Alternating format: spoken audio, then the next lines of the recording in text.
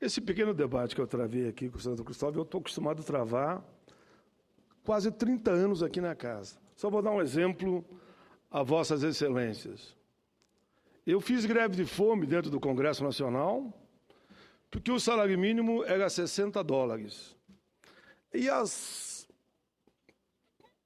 palavras contrárias diziam a mesma coisa que eu estou ouvindo hoje. Você vai quebrar o país. Eu ouvi do ministro Manteiga que eu ia quebrar o país se o salário mínimo chegasse a $100. Que eu estava numa posição de só olhar para os pobres e que eu tinha que olhar para a macroeconomia. O salário mínimo chegou a $100, chegou a $200, porque ouviram a nossa voz, e chegou a $300. Quem é que reclama hoje que o salário mínimo é muito alto? Ninguém. Ninguém. Tem que dar oportunidade para a classe média para baixo e não só olhar para cima. Quando eu apresentei o Estatuto do Idoso, mas que absurdo! O país quer botar um Estatuto do Idoso. É lei. É exemplo para o mundo o Estatuto do Idoso que a gente tem aqui. Quando eu apresentei o Estatuto para a pessoa com deficiência, disseram que é um absurdo. São 45 milhões de pessoas com deficiência e o país quer olhar só para os deficientes. É lei. Foi aprovado lá na Câmara, foi aprovado aqui. Agora está aqui na mão do Romário. O Romário agora vai dar o parecer final, também vai ser lei. Quando eu disse que era importante a política de cotas para que pobre, branco e negro tivesse acesso à universidade. Sabe o que me disseram? Pai, tem que pensar na educação só de base, e não agora querer botar pobre, negro e índio na universidade. Aprovamos e é lei. Ninguém contesta mais. Todo mundo admite que deu certo e que pobre, branco, negro e índio tenham espaço na universidade. Nós temos que olhar também para o andar de baixo. Não dá só para olhar para o andar de cima. Claro que eu quero a macroeconomia. Eu votei contra aqui a medida provisória do governo. Olha, tinha um artigo ali que dizia: o abono para quem ganha até 2 salários mínimos é assegurado uma vez por ano. Isso eu ajudei a escrever na Carta Magna da Constituição, porque eu estava lá. E todos, foi unanimidade, votaram a favor. E como é que eu ia aceitar que agora, eu como senador da República, ia dizer não, não tem que dar não, é só de um salário mínimo para quem ganha até 2. E vamos dividir aí em 12avos, 3 12avos, ganhar R$100 que está bom, porque não é macroeconomia. Alguém tem que fazer esse papel aqui, o senhor vai convir comigo.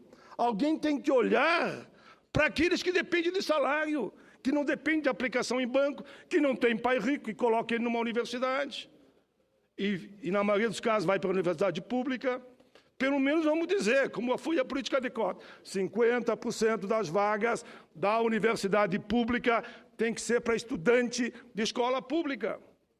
Esse é o princípio da política de cota.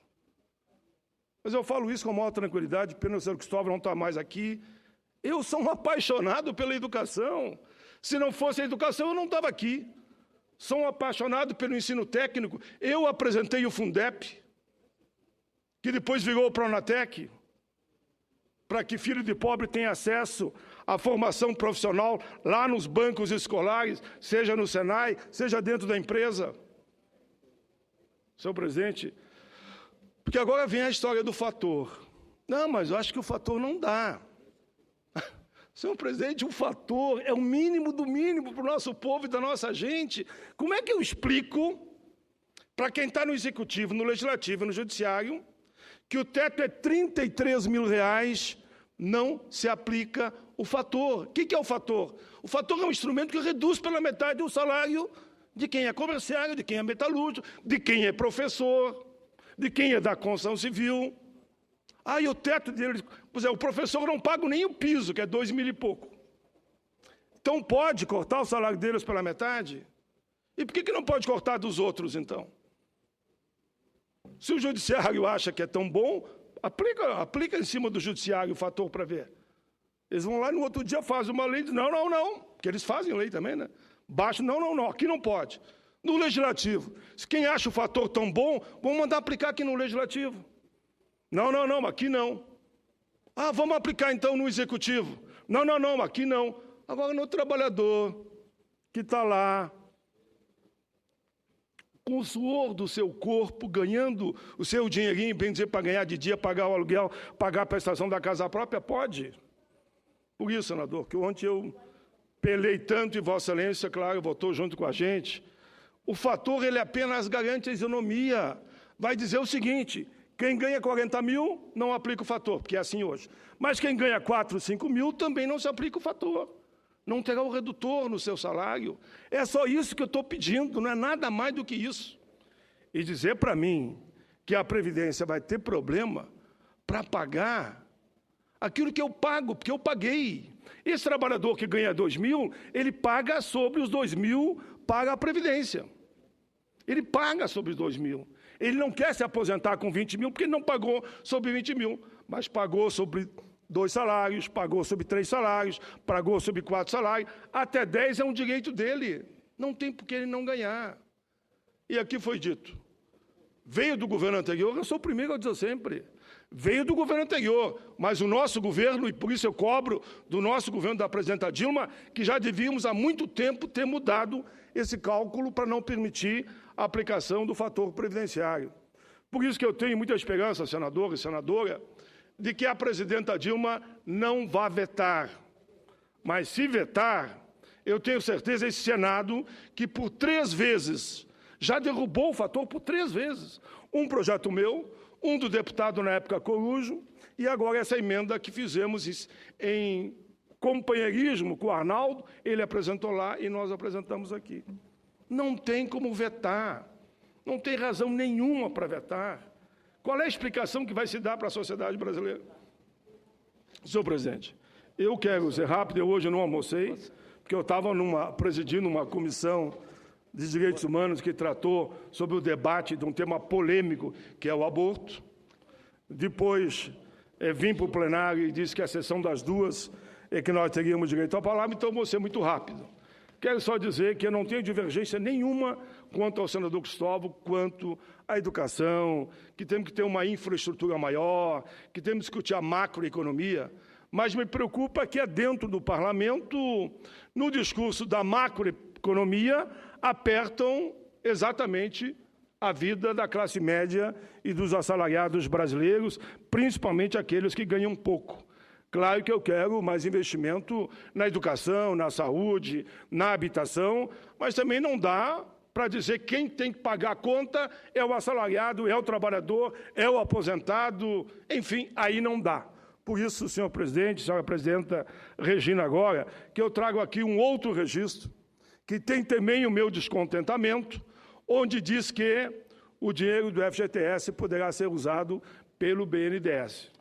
O Fundo de Garantia por Tempo de Serviço é o dinheiro do trabalhador, que deveria receber pela aplicação, no mínimo, igual à poupança ou o índice correspondente à inflação. Mas não, pelo que eu sei, vai ser entregue ao BNDES com juros subsidiados. Eu quero dizer que eu sou contra isso também. Quero ainda registrar, senhora presidenta, que achei boa a decisão ontem do Supremo Tribunal Federal, que cargo eleito de governador, de presidente e de senador não perde o mandato quando trocar de partido. Meus cumprimentos ao Supremo Tribunal Federal também por essa decisão.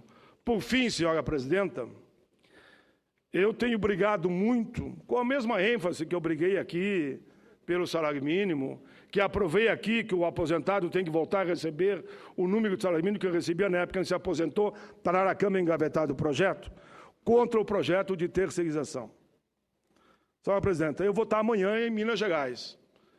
Ganho, pela grandeza, a generosidade do povo de Minas, o título de cidadão mineiro. Vai ser na Assembleia Legislativa.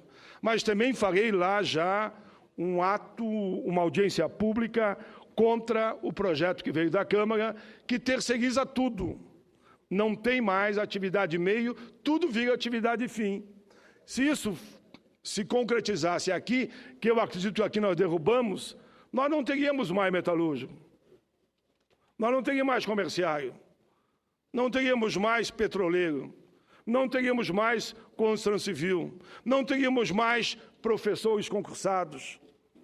O que vai acontecer? Uma empresa monta um escritório, contrata aí 1.000 trabalhadores, o outro dia ele é metalúrgico, o outro dia ele vai para a construção civil, só falta dizer que no outro dia ele vai para o hospital ser enfermeiro ou no outro dia vai ser professor. Porque a empresa matriz não terá compromisso nenhum mais com aqueles trabalhadores.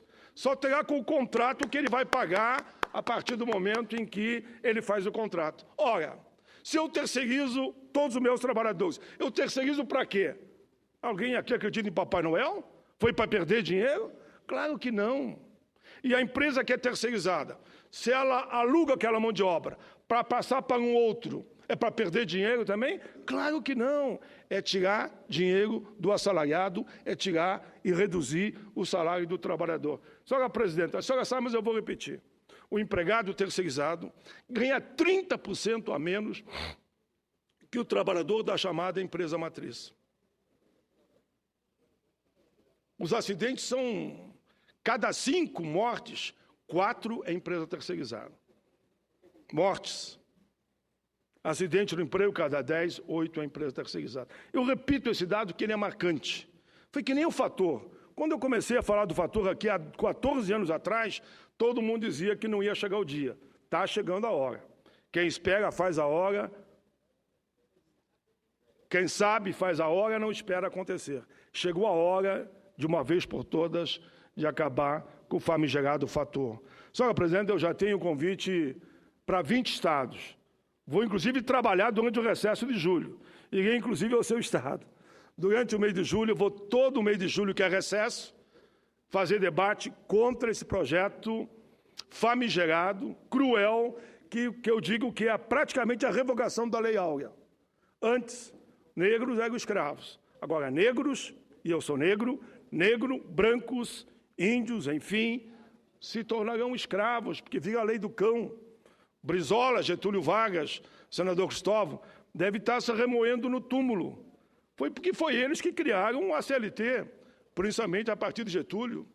Vai ser a revogação dos direitos dos trabalhadores, porque tudo agora vai ser terceirizado. Senhora presidente, eu deixo aqui esse pronunciamento também, mas repito, hoje no Brasil são 12 milhões e meio de terceirizados. Esses que nós temos que melhorar a vida deles, garantir a responsabilidade solidária, garantir que eles têm que ter os direitos da CLT e da Constituição, garantir que eles possam ter o mesmo acordo do título coletivo da empresa matriz, garantir que eles têm que ter direito a participar, inclusive, da CIPA, garantir, inclusive, que eles têm direito a participar do mesmo sindicato. Daí sim nós vamos ver se alguém vai querer contratar a empresa terceirizada em vez de contratar o trabalhador na empresa matriz.